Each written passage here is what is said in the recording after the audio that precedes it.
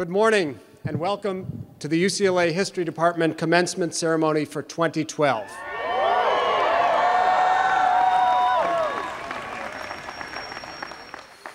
My name is David Myers and I'm the chair of the UCLA History Department, and I'd like to begin by offering thanks to those who make our department run and thereby enable you to receive the education that you have. Our wonderful and dedicated staff. First and foremost, our undergraduate counselors, Paul Padilla and Juliana Espinoza. Our Director of Student Affairs, Hadley Porter, and our jacks of all trades, Ebony Shaw, Nancy Dennis, and Bibi DeLon. Thank you all. Second, I'd like to thank my faculty colleagues who make the UCLA History Department one of the finest in the world. A number are here today as representatives, and I'd like to introduce them. Professors Peter Baldwin, Scott Barchi, Mary Corey, Ellen Du Bois, Toby Higbee, Valerie Matsumoto, Muriel McClendon, Ronald Malore, David Phillips, Jan Reif, and Joan Waugh. Thank you very much. Third, I'd like to thank those people without whom we would not be here, quite literally, the parents of our graduates.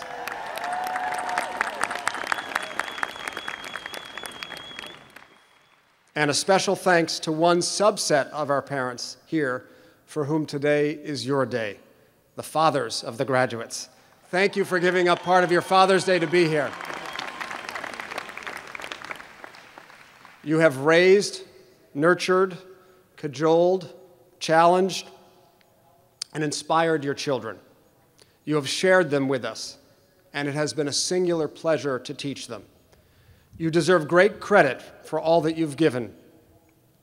Your children, your confidence, your support, and your hard-earned and our much-needed tuition payments. So thank you very much.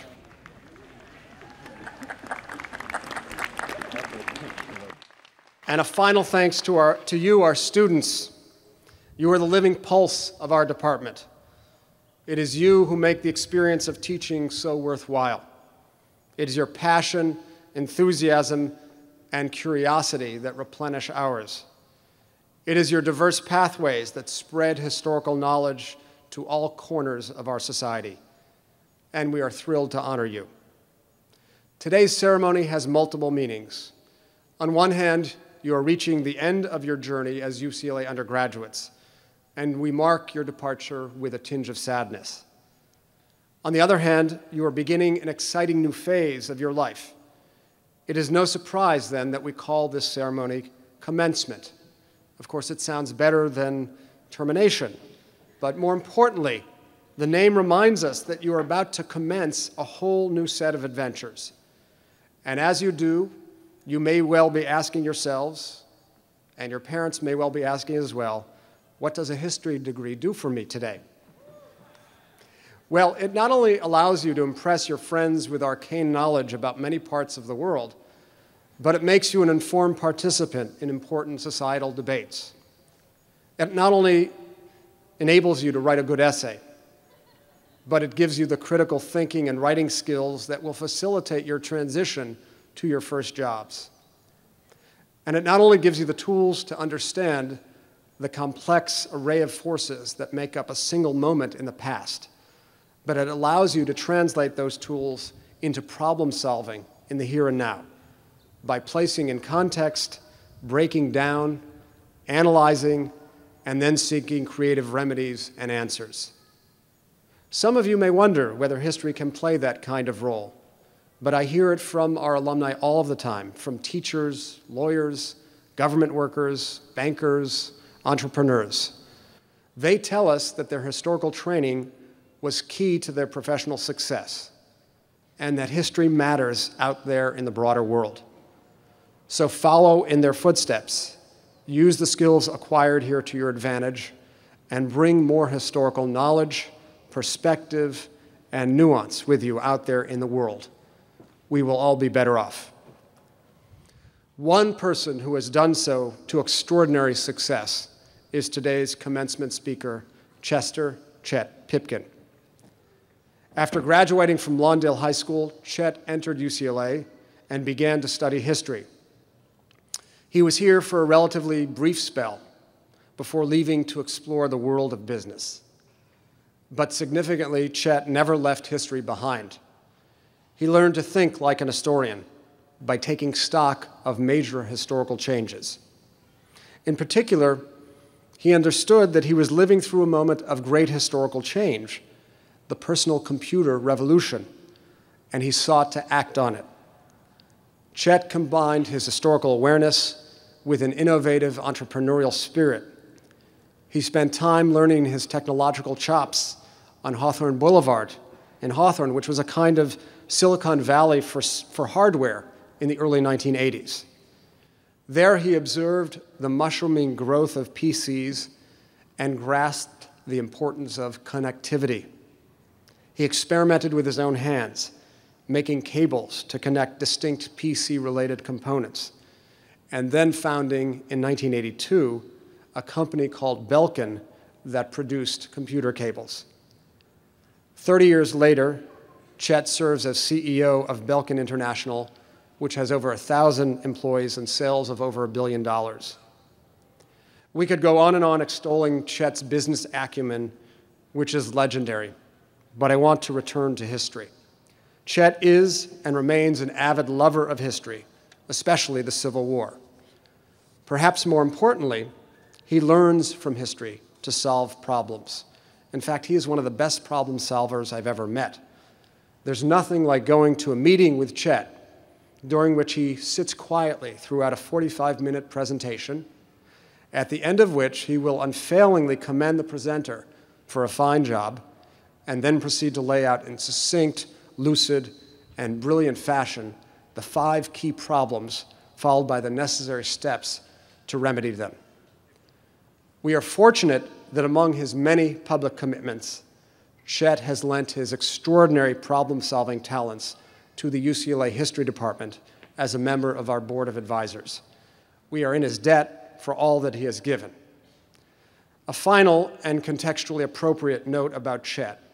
He is the husband of Jan and the father of 7 children. And so it seems especially fitting on this Father's Day to welcome as the 2012 History Department Commencement Speaker, Mr. Chet Pipkin.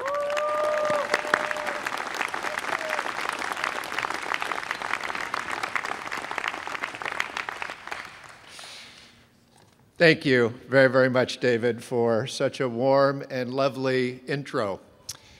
I am absolutely honored to have your friendship and for the opportunity to affiliate with an outstanding roster of distinguished faculty and fellow members of the UCLA History Board of Advisors. Let me first say congratulations to the class of 2012.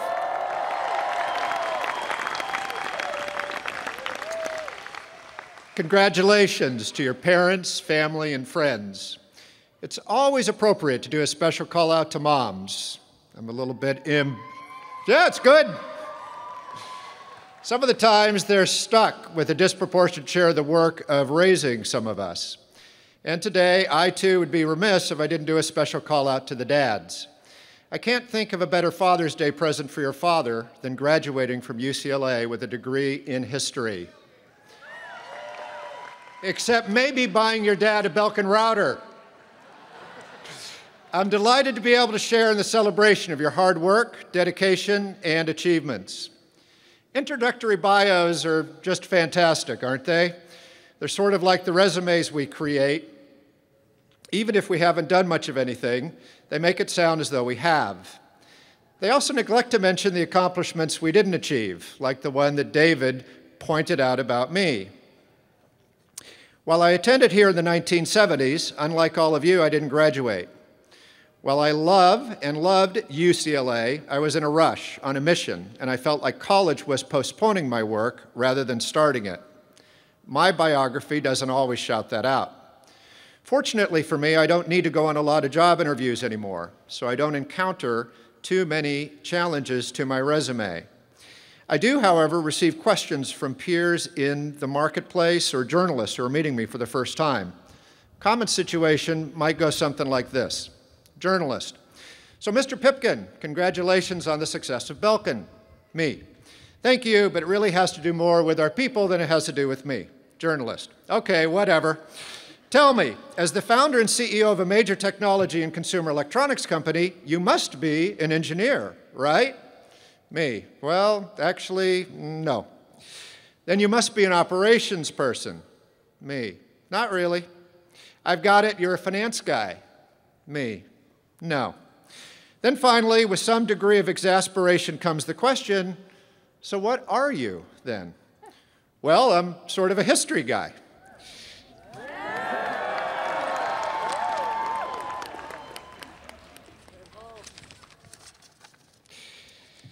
And after they asked me how that could be of relevance, let alone of any use, especially in founding and running a company, I now have my opening to explain my version of why history matters. History gives us context. It provides perspective. We see the consequences of choices people have made, good and bad. We are inspired by the contributions that so many unsung heroes have made to mankind over time, and we feel caution around those with questionable motives. We understand the value of questioning authority and the power of trusting in one another to collectively change the world in wonderful and beautiful ways. We see the correlation between power and corruption and the empowerment of people in more livable societies. We discover the value in the free enterprise system while appreciating that any corporation may have plans that don't always place our entire common welfare first. The justice doesn't always appear when it's most required. That it's okay to fail, but what is really important is to follow our dreams. That societies that have valued education for all their members have prospered, while those that haven't have languished. We conduct research. We collect and compare data. We collaborate and stake out controversial new ground. We challenge conventional wisdom in positive ways. We share our findings with others and build upon one another's work. History positions us to understand people and to have empathy for their situation. There's another reason that history has been the right choice for me, and I hope that this applies to you too. History is something I care about. It's something that I have a passion for. I assume that many of you made the same choice for the same reason. So if we had been passionate about something else, maybe that something else would have been the right choice for us. Following our heart is the single most important gift we can give to ourselves. For us, history is our thing, or at least one of our things, and doing what we love to do dramatically increases our chances for success and happiness. Since success in business is usually no more than understanding people's needs and discovering and delivering innovative ways for people to get their needs met, I have found that a passion for history is an ideal entry into business and an outstanding one for any entrepreneur. If you're already committed to a career in academia, that's fantastic. We need to continue to contribute to our discipline, and we need a steady stream of engaged, caring, and talented teachers and professors. If you've considered careers outside of academia, I have wonderful news. You'll find your history education to be of immense value to you, regardless of what you do, even if you do find people asking you about the relevance of it from time to time. I'm not sure how many times that I've been asked the question, "You're a history major?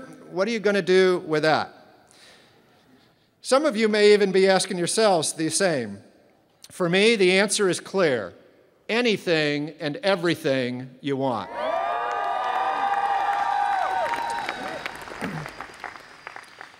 I have fond memories of my limited time at UCLA. I vividly remember having lunch, relaxing between my classes, and overhearing a conversation about the merits and liabilities of communism. While I tried to look like I wasn't eavesdropping, which is different than not eavesdropping, I found myself completely immersed in their conversation. I can't remember what was being said. I do remember questioning my prior perspective and feeling intellectually stimulated, and just grateful that I was on a campus that was so inclusive, enriching, and fulfilling. Embrace those moments and memories you have experienced outside of the classroom. Your education and appreciation for history makes you part of something bigger now, something important.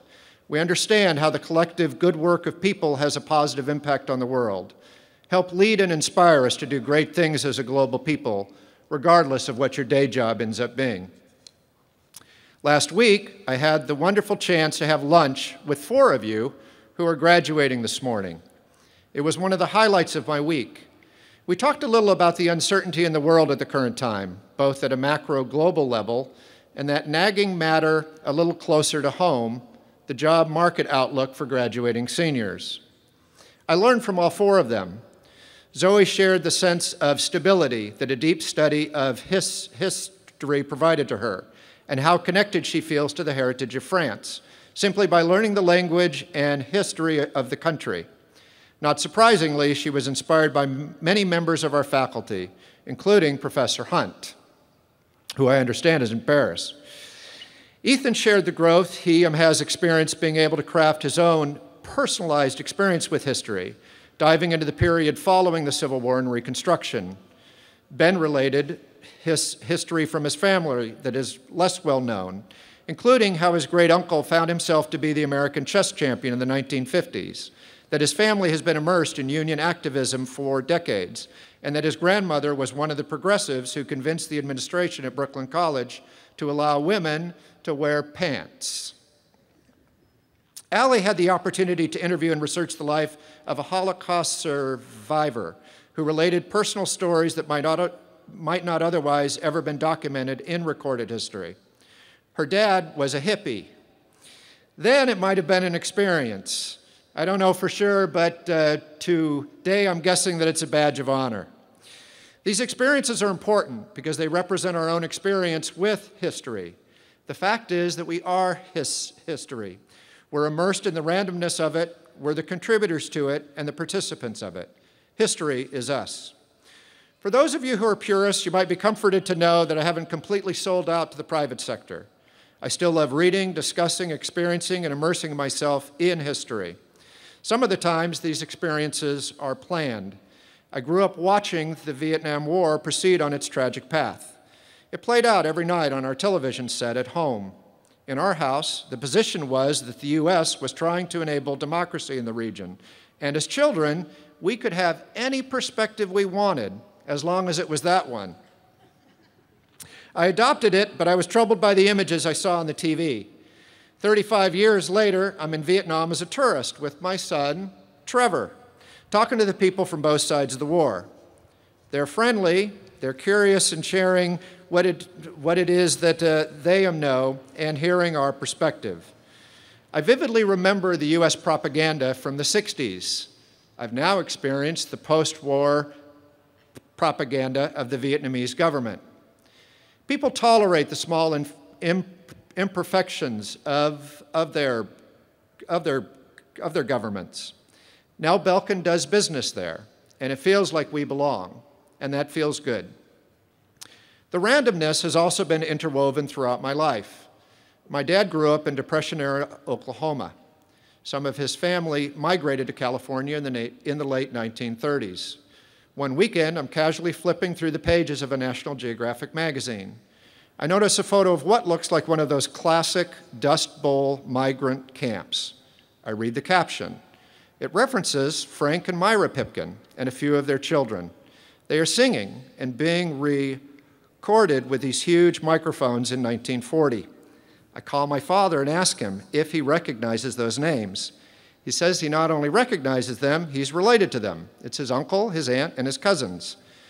The magazine article says that someone at the Library of Congress was forward-thinking enough to send 2 people to record the experiences at the migrant camps in California.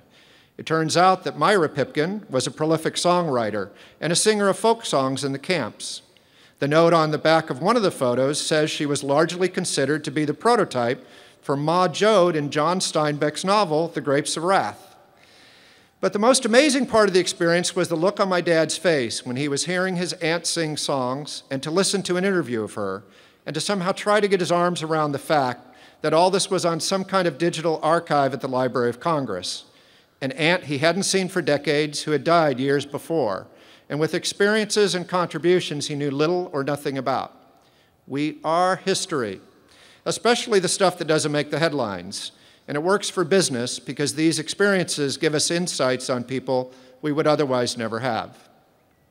Now, just a little bit for me on the subject of success, whatever that means for each one of us. For me, this topic is still a work in progress. I've tried a few approaches, and these three have worked a little better for me than some of the others. The first is, how do I know I'm doing what I love? This assumes you subscribe to the theory of following your heart, that you even think it is important to do what you love, that you believe that the journey is more important than the destination. It's one thing to capture this concept intellectually. It's another to really feel it from within. For me, I know I'm doing what I love when I feel rewarded from the inside. If too many days go by where I don't feel rewarded at the end of the day, I need to start being honest with myself and figuring out what I need to change. If I'm not feeling right, it's because of something I'm doing or not doing. It's not my boss's fault, or the customer's fault, or the school's fault, or the company's fault, or my family's fault. It's my responsibility. If you're feeling rewards from what you do and how you spend your time, you're likely on the right track. If not, take responsibility and take action. The second is embracing the philosophy of student-teacher, teacher-student. I found for me that if I'm not learning at least half the time, those rewards I mentioned earlier seem to dry up a little. As importantly, if I'm not a resource for others about half the time, I'm not doing my part to complete the student-teacher, teacher-student virtuous circle. This seems to work best when I hardly even notice what is happening. When I had lunch last week with your fellow graduates, I was there to learn. Without planning to, I hope I contributed to them as well. I'm not sure what their experience was, but if we all came out of the interaction feeling fulfilled on both the teacher and the student sides of the coin, that might be why it was such a rewarding 90 minutes for me. The third is being of service to others, whether that is quietly spending time with our neighbor, making sure that they are treated with dignity and care, or if it's serving as a volunteer at a nonprofit organization, or it's letting the car into the lane in front of us. I'm out of balance if I'm not meeting my internal threshold of service to others. Some volunteer work gets more attention and credit than others. If it's being done only to build a resume or to get accolades, it doesn't count. It needs to be actions we take that, recognized by others or not, feeds that piece of our reward reservoir we all keep inside. No matter how much time I spend in service to others, I have always experienced that the unintended benefits always exceed the time and effort I invest. Make sure you spend the time you need being of service to others.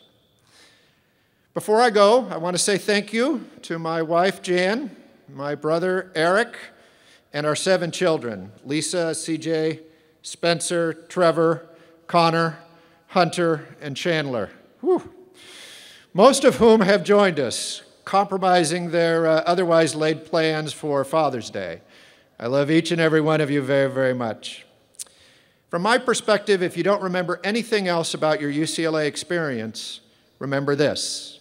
It's not my line, by the way. It was shared with me by the graduates I met last week. I borrow it from Professor Teo Ruiz. I suspect you know what's coming.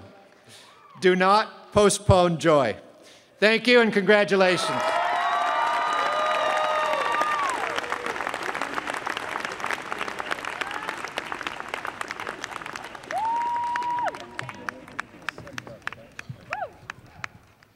Well, thank you, Chet, for those inspiring and important words. And I'd like to present you this plaque to Chester Chet Pipkin, brilliant entrepreneur, master of innovation, and lover of history, in deep gratitude for your inspiring words and ongoing friendship and support of the UCLA History Department, Department Commencement, June 17th, 2012. Thank you, Chet.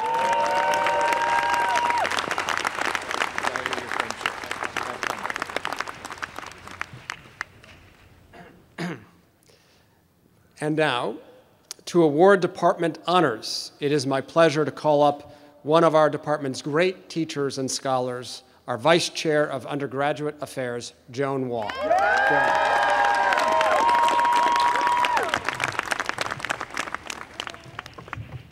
3 words, you clans. You did it.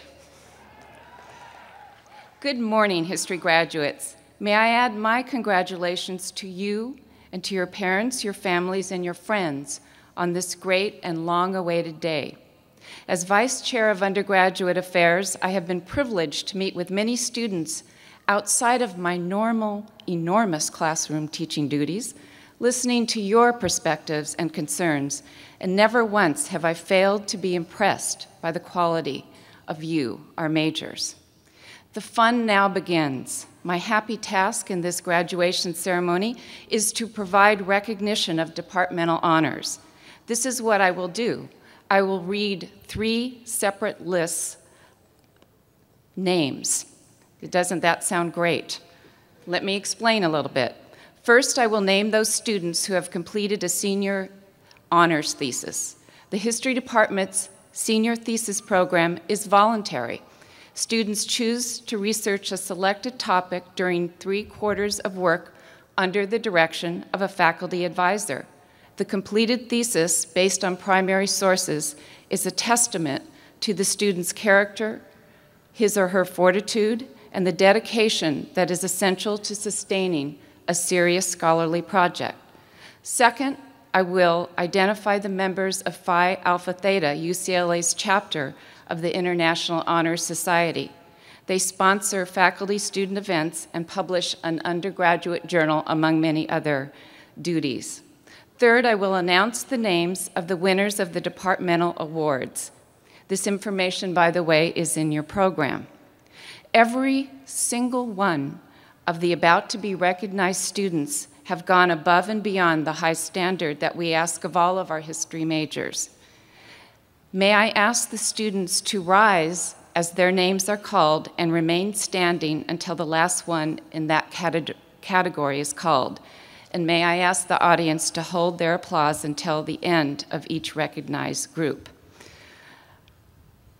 The honored students for completing a senior thesis, an honors thesis, with awarded the highest department honors are as follows: Zoe Rose Bonaiuto, Stephanie Kate Dyer, Zachary Deckel, Esmat Ehalabi, Dana Fenson, Allison Carroll, Hoon Ki Lee, Nicholas Primo, Ethan Scapoletti, Kurt Sharma, Benjamin Steiner, Sarah Tellier, Alexandra Wadman, John Zink Zaccarella.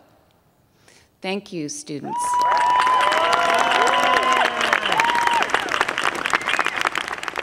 You may now sit down.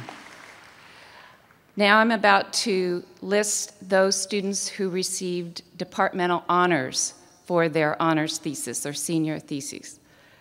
Nina Aguilar, Sohabib Beling, Richard Flores, Joshua Goldman, Daniel Hagos, Alexander Kwong, Jake Lichterman, Luis Omar Lopez, Helga Salinas, Valeria Sanchez Martinez, Michael Sugarman, McLean Way. Thank you very much, students. Congratulations. Now I will read the members of Phi Alpha Theta.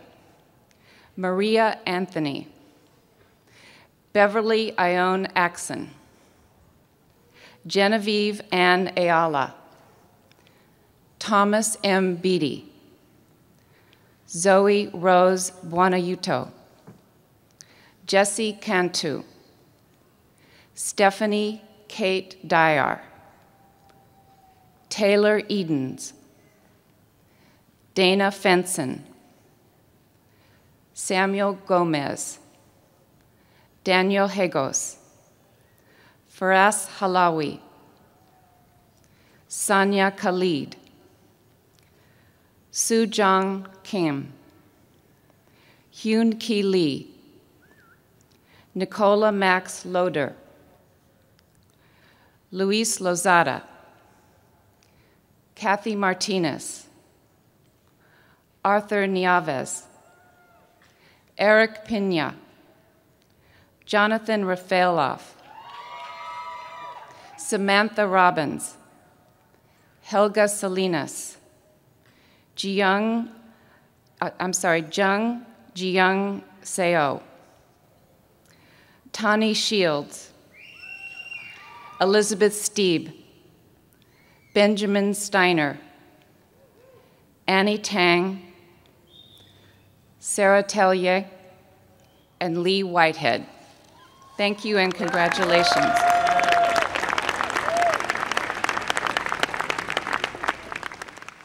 Finally, recognition for departmental awards. The Mary Ritter Beard Award prize for a senior thesis goes to Benjamin Steiner. The title of his thesis, Building a Jewish Feminism from Theory to Theology, advisor Ellen Du Bois. There is a prize for a short paper under the Mary Ritter Beard Award, and that is given to Bridget Olive Leahy for her paper, Women in Ancient Egypt, Legal Equality Through Economic Significance. The Carrie Williams Award, first prize to Nicholas Primo. For his senior thesis, They Reap the Whirlwind, a comparative case study of John Mosby's 43rd Virginia Cavalry Battalion and William Quantrell's Missouri Raiders as example of guerrilla warfare in the American Civil War. That's a mouthful. Advisor Joan Waugh. Second prize for the Carrie McWilliams Award goes to Zoe Rose Buonaiuto for her senior thesis entitled An Eye for an Eye, Simone de Beauvoir on Punishment in Post-War France, advisor Lynn Hunt. The following senior theses were given prizes for notation noted for their scholarly distinction. And please stand up, awardees. Stephanie Kate Dyer, Joshua Evan Goldman, Ethan M. Scapoletti, Kirk Daniel Sharman, Alexandra Marie Wadman, and John William Zink Zaccarella. Thank you very much. Congratulations to you all.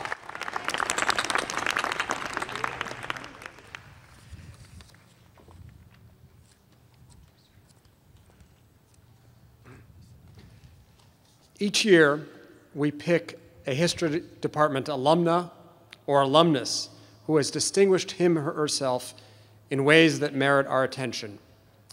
We are thrilled this year to honor someone who belongs to you, that is, a graduating senior. This is a bit unusual, since usually a distinguished alumnus has already received his diploma, which is not yet the case. But we think that Arthur Lieberman deserves this honor. Art has had a most interesting life since moving out as a young child from Brooklyn to Beverly Hills. He served in the Navy before going on to produce TV documentaries, after which he served as a real estate mortgage loan officer. At that point, Art returned to UCLA and completed his undergraduate degree in the winter of 2012, a few years, or actually a few decades after his son, Nicholas. For his patience, dedication, and wisdom for choosing the study of history for his midlife crisis, we are pleased to recognize as our 2012 Distinguished Alumnus, a lifelong Broome, 86-year-old Arthur J. Lieberman.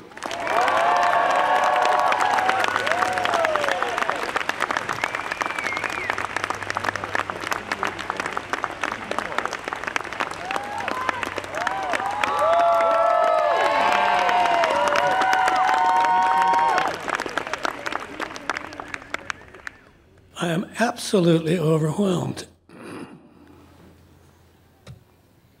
And I just say good morning and welcome to the commencement of the class of 2012. By the presence of you parents and friends, you bless all of us graduates. And with your presence, you show your ongoing care and concern and love for these young people who are now about to enter the world of commerce and pursue their chosen path. Now, as a person of a certain age, and somebody tipped him off, I wouldn't have said it, but I'm humbled by the honor bestowed upon me from this magnificent university, this world-class institution, and we're all blessed by the fact that it does indeed exist. And I want to thank, and I'm also state that I'm blessed by the presence here of my daughter and my son and my 2 grandchildren. And they have given me their unconditional love and support throughout their lives, and especially since my return to UCLA. Also here are, to honor me, are 2 wonderful young friends who were friends of my children when they were young. And they are now, and they are UCLA graduates, along with my son. And they are now valued members of society. I'm honored by their presence. Now, in specific relationship to my aforesaid remarks, I now wish to speak directly to the graduates of this class of 2012. Many of you, and I hope most of you, will soon become the heads of families. You will have spouses, and shortly you will have tiny children. And they are going to be the most precious things that you will ever have in your life. And you will be successful in your economic endeavors. But the most important element in your lives, as I have just stated, will be those children and your new family that you will have. It will be the most wonderful experience, and you will have that love and support for the rest of your lives. So cherish these children and cherish your spouses, and you will have the most wonderful thing that you could ever possibly attain. Thank you, and bless you all.